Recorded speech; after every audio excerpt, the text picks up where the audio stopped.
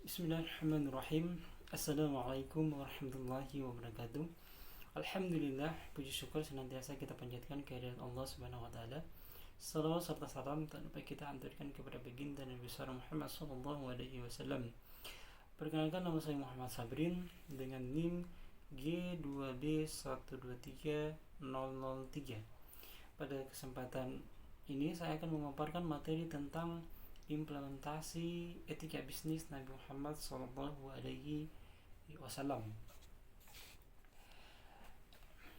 Kita sebagai makhluk sosial tentunya tak terlepas dari hubungan untuk saling berinteraksi sebagai khalifah di muka bumi ini dalam menciptakan suatu kemaslahatan, dan salah satu untuk menciptakan kemaslahatan tersebut adalah dengan kegiatan bisnis. Di dalam Islam juga kita mengenal sosok Nabi besar Muhammad Sallallahu Alaihi Wasallam sebagai pelaku usaha yang sukses dalam melaksanakan bisnis pada zaman dahulu. Kesuksesan beliau tentunya tak terlepas dari keteladanan dan kebijaksanaan sebagai pelaku usaha yang sejati. Dan agar dalam pelaksanaannya selaras untuk menghasilkan kebermanfaatan tentunya, maka kita wajib untuk melaksanakan nilai-nilai etika bisnis yang diterapkan oleh Nabi Muhammad Sallallahu Alaihi Wasallam. Etika bisnis dalam Islam tentunya menuntut perilaku yang baik, sebab tak jarang kita dapatkan bahwa di sekeliling kita terjadi kerusakan moral atau pelaku bisnis yang hanya mementingkan tujuan guna mendapatkan keuntungan dengan menghalalkan banyak cara. Tentunya sebagaimana yang telah disebutkan oleh Al-Syuyuti dalam bukunya Al-Jami' Al-Ghair. Rasulullah sallallahu alaihi wasallam bersabda bahwa seburuk-buruknya tempat adalah pasar. Hadis riwayat Al-Hakim. Tentunya untuk menghilangkan sisi negatif dari tabiat pasar tersebut, maka Nabi Muhammad sallallahu alaihi wasallam mencoba meletakkan suatu aturan-aturan atau etika bisnis yang harus ditegakkan atau kita tegakkan dalam melakukan suatu bisnis. Tentunya beberapa etika yang diajarkan oleh Nabi Muhammad Sallallahu Alaihi Wasallam, di antaranya adalah yang pertama, melakukan suatu transaksi atas dasar suka sama suka. Istilahnya permintaan dan penawaran yang dalam sistem jual beli harus dilakukan dengan konsep ikhlas, di mana kedua belah pihak yang bertransaksi melakukan transaksi tersebut atas dasar suka sama suka. Kemudian yang kedua adalah bersih dari unsur riba. Nabi Muhammad dalam berbisnis tidak pernah melakukan riba sedikit pun, dan tentunya apalagi memakan hasil riba.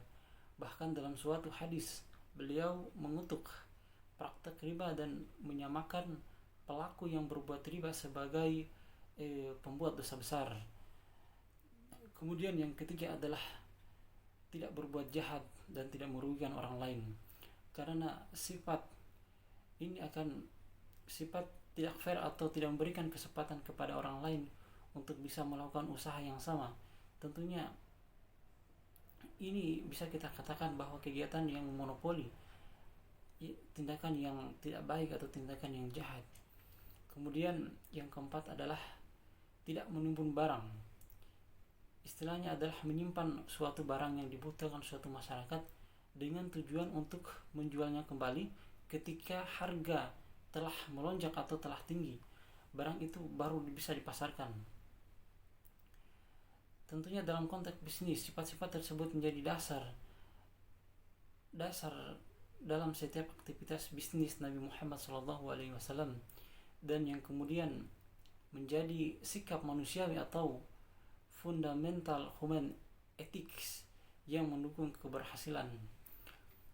Ada beberapa sikap Nabi Muhammad SAW yang perlu kita contoh. Yang pertama adalah bagaimana beliau bersikap sidik, yaitu beliau selalu berkata jujur yang benar dalam menjalankan bisnis. Nabi Muhammad SAW selalu menunjukkan kejujuran, yakni dengan meyakini betul bahwa membohongi para pelanggan sama dengan mengkhianati mereka.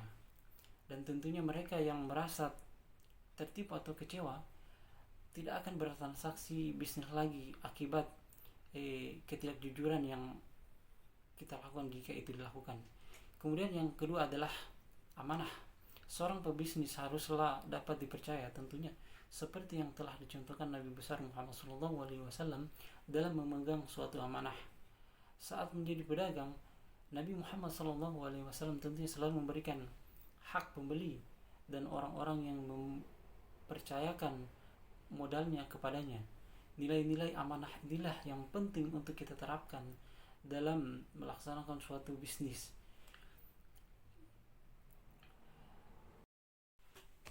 Sifat yang ketiga adalah fatonah, di mana kita sebagai pebisnis harus mampu cerdas dan mampu memahami peran dan tanggung jawab bisnis yang kita jalankan dengan baik, sehingga mampu menunjukkan kreativitas dan inovasi guna mendukung dan mempercepat suatu keberhasilan.